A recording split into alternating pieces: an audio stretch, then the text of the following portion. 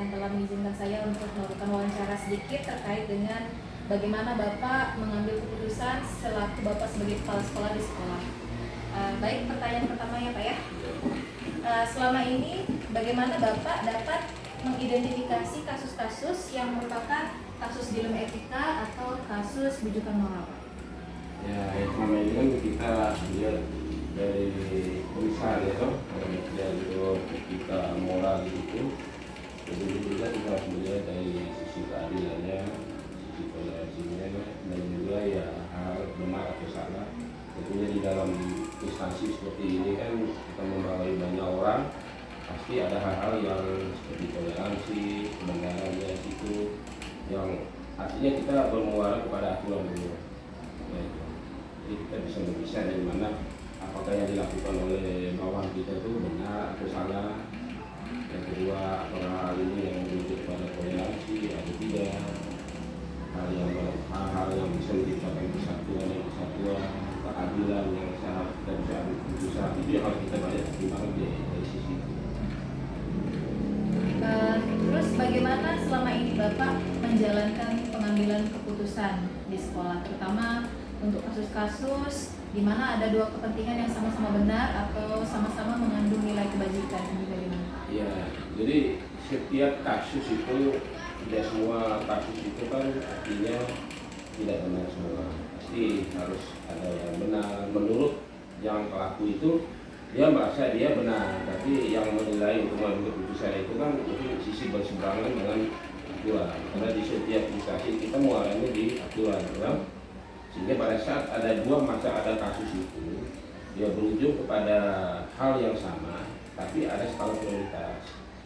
Jadi skala prioritas ini, contoh misalnya hal ini dianggap baik, menurut saya juga baik, menurut yang bersangkutan juga baik, tapi ada skala prioritasnya. Nah, skala prioritas ini yang harus kita gali fakta-fakta daripada buku yang ada untuk kita bisa mengambil keputusan. Supaya jangan sampai hal ini untuk menjatuhkan karyawan atau bawahan kita, dan juga hal ini akan fatal di organisasi atau instansi yang kita pimpin.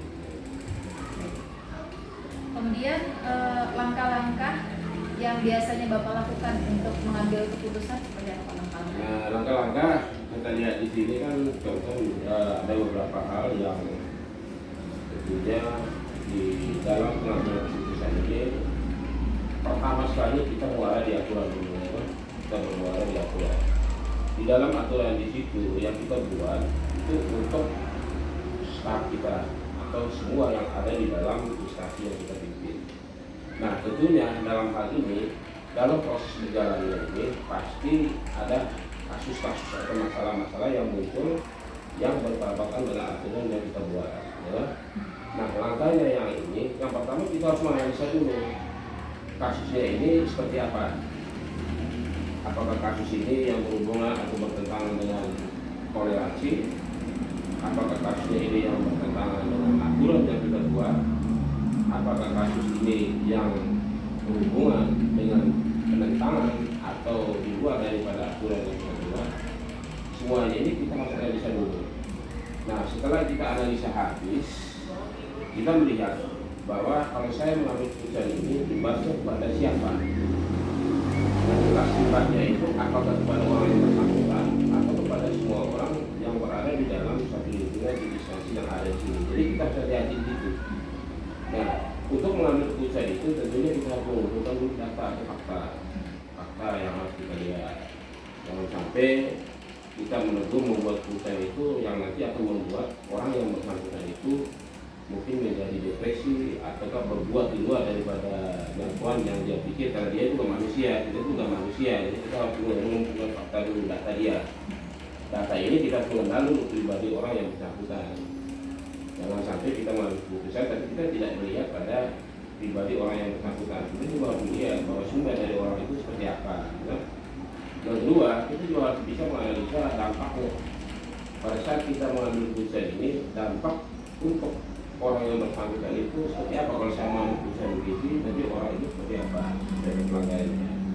Yang berikut kita juga harus melihat pengaruhnya. Yang pertama, pengaruh di dalam lingkungan sekolah ini, instansi kita ini seperti apa.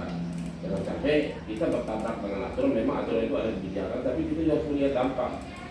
Kalau kita mengambil keputusan memaksakan kehendak kita sesuai dengan aturan, berarti otomatis dampaknya itu berpengaruh pada yang bersangkutan dengan lingkungan sekolah yang ada. Dan yang ketiga di sini ya tentunya kita juga harus bisa merefleksi diri. Pada saat saya bersikeras atau idealis mengambil keputusan seperti itu, apabila di kondisi saya juga diperlakukan seperti itu, dia seperti apa, ya toh? Nah itu juga kita mengkoreksi diri juga, karena apa yang kita lakukan itu juga akan berimbas pada diri kita. Jadi langkahnya itu yang kita pikirkan itu tahapan-tahapan itu seperti pengumpulan data dan lain-lain, supaya kita bisa ambil keputusan itu jangan sampai merugikan pada satu sisi. Nah itu. Kemudian hal apa yang Bapak anggap efektif dalam mengambil keputusan? Hal apa yang menjadi faktor dalam mengambil keputusan pada dilema-dilema kita? Ya, kalau hal yang itu tentunya ya dalam mengambil keputusan itu kita jangan lupa saya juga punya atasan, dalam hal ini pengawas dari PT, dan juga ada rekan di sini dalam artian di sini kita menyadari kasus ada wakil yang mana kita juga harus berkolaborasi. Tentunya kita harus bisa membagi dengan ego yang kita pakai, you know? Kita juga harus bertanya kepada yang dekat kita, dalam hal ini adalah wakil, sehingga dia bisa memberikan masukan dari kita apakah ini benar tidak melakukan ini. Memang aturan itu sudah pasang begini, tapi yang dilakukan ini tentu kita berkonsultasi. Kalau memang itu tidak bisa untuk kita ambil keputusan, itu juga harus tanya dulu pada pihak di atasnya kita juga punya atasan pengawas dan DPD.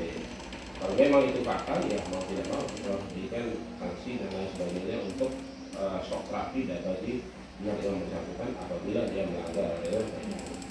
Baik, untuk kendalanya nih Pak, kira-kira ada nggak kendala atau tantangan saat Bapak mau ngambil keputusan? Ya pasti banyak sekali tantangan. Tantangan yang pertama itu dari sisi kemanusiaan itu. Kalau saya katakan tadi, tantangan yang paling berat itu kalau saya di posisi si A atau si B yang saya mengambil sikap seperti itu, saya terima enggak? Ya. Jadi sisi kemanusiaan ini yang paling berat untuk kita mengambil keputusan. Yang kedua, kita juga harus bisa melihat kepentingan. Apakah kita mengambil keputusan ini kalau kita biarkan dari hal kemanusiaan, fatalnya ini berpengaruh nggak pada instansi atau organisasi yang kita pilih?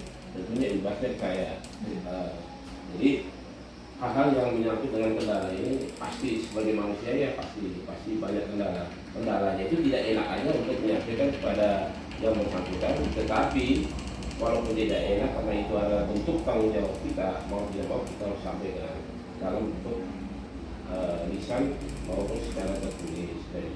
Sehingga dalam hal ini kita juga harus membuat surat pernyataan kedua pertama, kedua, ketiga, dan apabila pertama itu dia tidak bisa bersikap atau mengikuti aturan, pasti yang kedua.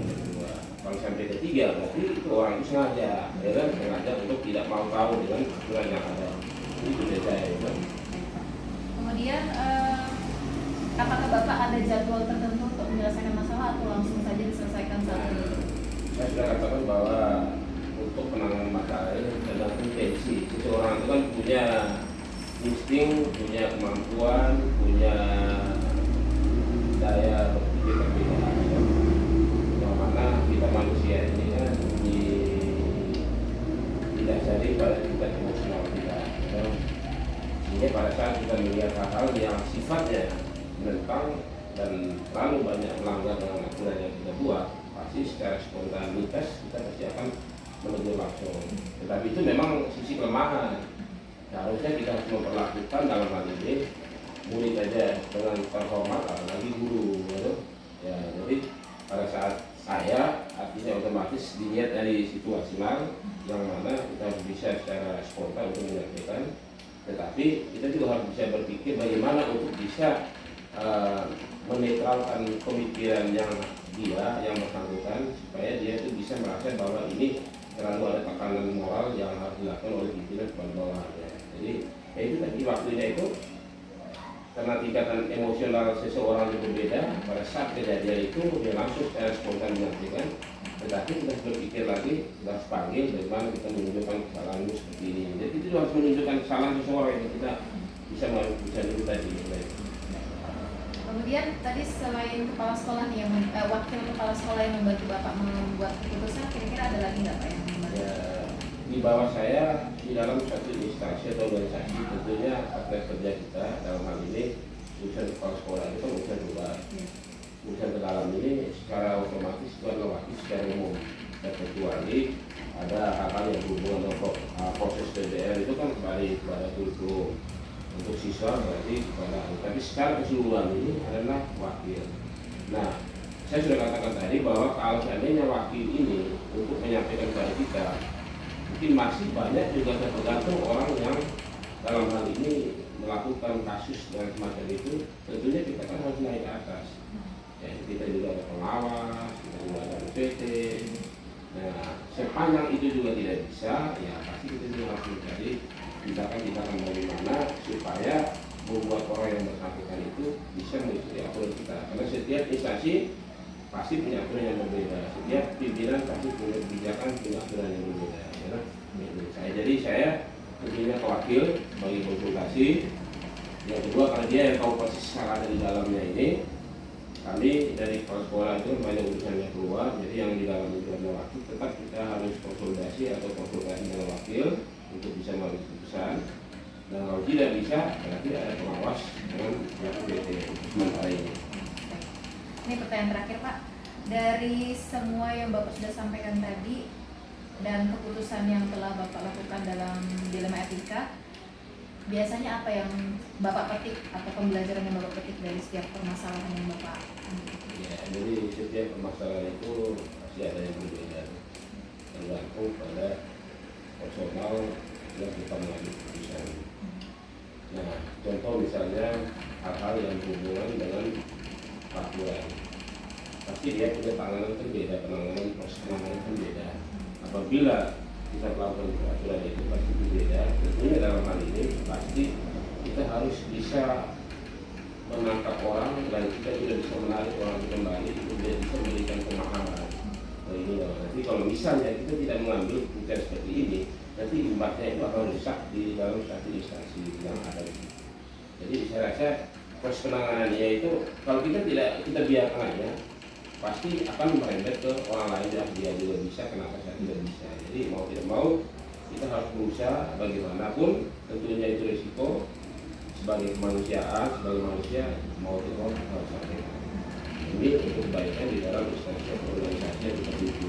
Nah, itu akan fatal. Pada saat kita membuat aturan, satu aja yang melanggar, satu aja yang berbuat di luar itu, pasti semua orang akan ikut, berarti organisasi atau instansi yang kita pimpin ini akan ikut. Baik, itu saja Pak pertanyaan dari saya. Terima kasih buat masukan, ide-ide dan semua jawaban dari Bapak. Semoga nanti saya selaku calon guru penggerak dapat menjadikan pengalaman Bapak itu sebagai pembelajaran buat saya. Saya ucapkan terima kasih dan selamat siang. Selamat siang. Selamat pagi Pak. Selamat pagi. Ya, saya ucapkan terima kasih buat Bapak Alan Jalan SXT Ya. selaku Kepala SD Darul Kalam Kecamatan Warawakau. Jadi di sini saya meminta izin Pak untuk melakukan wawancara terkait bagaimana Bapak sebagai kepala sekolah mengambil keputusan saat Bapak menjadi kepala sekolah. Ya, baik. Saya ada 8 pertanyaan Pak ya, Bapak jawab aja Siap. sesuai dengan yang Bapak mau. Baik, pertanyaan pertama, selama ini bagaimana Anda dapat mengidentifikasi mana kasus yang merupakan dilema etika dan mana yang rujukan moral, Pak? Dilema etika sama rujukan moral agak sulit ini Bu. Dilema etika itu ya mungkin kalau dalam kasus-kasus seperti itu, misalnya ada guru yang izin karena tetangga meninggal, itu kan ada etika ya juga ada moral sebetulnya. Ya, kita sesuaikan dengan porsinya. Kalau memang yang meninggal itu tetangganya, ya otomatis dia diperkenankan tapi dalam waktu yang tertentu, dan hari itu juga harus kembali. Tapi kalau yang meninggal itu mungkin orang tua dan lain sebagainya, ya kita perkenankan 1-3 hari untuk melakukan sekolah, dengan catatan mereka harus berkoordinasi dulu dengan kita, dan kita akan langsung bermusyawarah dengan guru-guru yang ada. Disinilah letak penyelesaian masalahnya. Jadi kalau memang sudah ada di dalam etika dan tuntutan moral ini, mau tidak mau semua guru yang ada di sini harus bekerja sama dulu untuk menyelesaikan masalah tersebut. Artinya menutupi kesimpulan yang dapat tugas tadi dengan selesaikan. Baik. Terima kasih Pak. Lalu setelah Bapak sudah bisa bedakan tadi ya, Bapak membedakannya identifikasi, bagaimana menjalankan pengambilan keputusan di sekolah Bapak? Maksudnya untuk kasus-kasus yang ada kepentingan yang sama-sama benar tadi yang Bapak bilang, atau mengandung nilai kebajikan. Nah, menjalankan mengambil keputusan itu bagaimana Pak? Ya, yang pertama ya kita sebelum hal itu terjadi, karena ada pengalaman biasanya memang sudah terjadi kan, biasanya terjadi dalam kehidupan bermasyarakat karena ini hubungannya dengan masyarakat. Guru juga adalah masyarakat, gitu kan. Jadi kebijakan itu sudah kita sepakati bahwa kalau memang seperti ini jadinya, ya maka nanti ya harus seperti ini, ya. Jadi ketika kita biasanya bermusyawarah bareng dulu tuh, musyawarah bareng.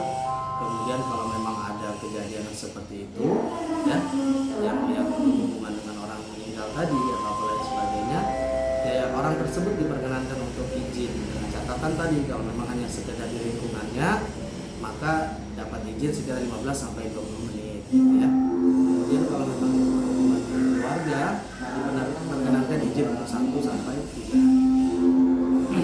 Nah, yang problem ini nanti ya tetap kita akan bersama dengan. Jadi kalau lebih rincinya langkah-langkahnya dari ada nggak Pak langkah-langkah lebih rinci yang Bapak ambil untuk yang Bapak lakukan untuk mengambil keputusan tadi ada nggak? Betul. Yang pertama biasanya si pulang langkah-langkahnya ya, si bapak ini pasti menghubungi kami dulu kan, pasti menghubungi kami, kemudian kita tanyakan tuh masalahnya apa, permasalahannya ini, ya itu benar juga. Misalnya kalau yang ringan saja, misalnya gotong royong di jalur, gitu ya, itu kan benar juga ya. Tapi kalau sebatas gotong royong seperti itu, kami tetap suruh untuk tetap ke sekolah, tidak dapat izin. Tapi kalau untuk yang mendesak seperti yang saya bilang tadi, kematian dan lain sebagainya, ya orang tersebut tetap kami izinkan dengan catatan kita tanyakan dulu yang meninggal siapa. Baik. Kalau yang dimaksud memang aturan akademiknya, maka dalam aturan akademiknya kita buat juga memang kalau orang tua yang meninggal kita dapat izinkan dia 1 sampai 3 hari. Kalau tetangga yang meninggal kita tetap izinkan dia hanya untuk sebatas melayat dan lain sebagainya. Jadi diperkenankan untuk minta izin, tapi begitu kegiatan tersebut selesai, orang tersebut harus kembali hari itu juga. Seperti itu ya.